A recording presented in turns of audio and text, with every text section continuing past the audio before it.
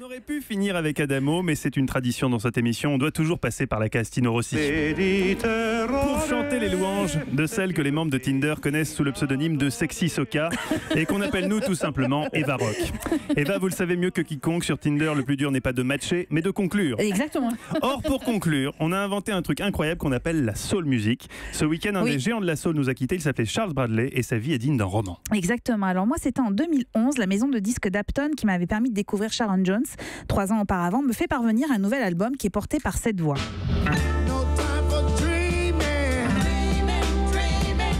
Et à travers cette voix se devine une existence marquée par les blessures, l'alcool, une forme de désespoir aussi. Charles Bradley, c'est un destin qui est digne d'un roman de Toni Morrison. SDF à 14 ans, tabassé à plusieurs reprises par la police lors d'un périple en stop dans les États-Unis. Une accumulation de petits boulots pendant que dans sa tête résonnait encore la voix de James Brown qu'il avait découvert à l'Apollo Theater. James Brown, c'est lui. Il s'identifie à la star du funk au point de l'imiter dans des petites salles où il parvient à se produire entre 2 jobs de cuisinier. Et puis, au début des années 2000, il décide de se consacrer entièrement à la musique et à cette soul qu'il rêve de chanter. Et en 2002, un petit miracle, c'est Gabriel Ross, le patron de Dapton, qui le repère. On est dans un tout petit club new-yorkais et il embarque en studio. Là, ils vont commencer à faire des enregistrements avec plusieurs groupes. Et puis en 2011, donc, No Time for Dreaming sort et conquiert à la fois les critiques et le public. Il a 62 ans et il revit. 2 autres opus sont édités. Sur scène, il se débarrasse enfin son costume de James Brown pour être lui et que lui.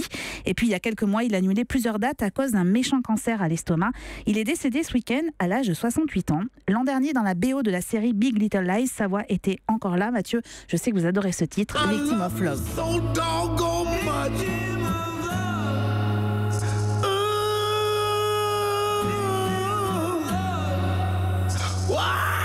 J'adore non seulement ce titre que je vous invite à découvrir, mais cette série Big Little Lies avec Nicole Kidman qui est fabuleuse dedans, Reese Witherspoon. Enfin, c'est vraiment une série hallucinante que je vous conseille vivement. Voilà, grosse tension érotique dans ce studio. 2 femmes, 3 hommes. Je crois, Guy, que nous n'avons pas d'autre choix que de rendre l'antenne. Il y a aussi la solution de la partouze. Non, oui, non, Guy, non. On va plutôt rendre l'antenne. Europe.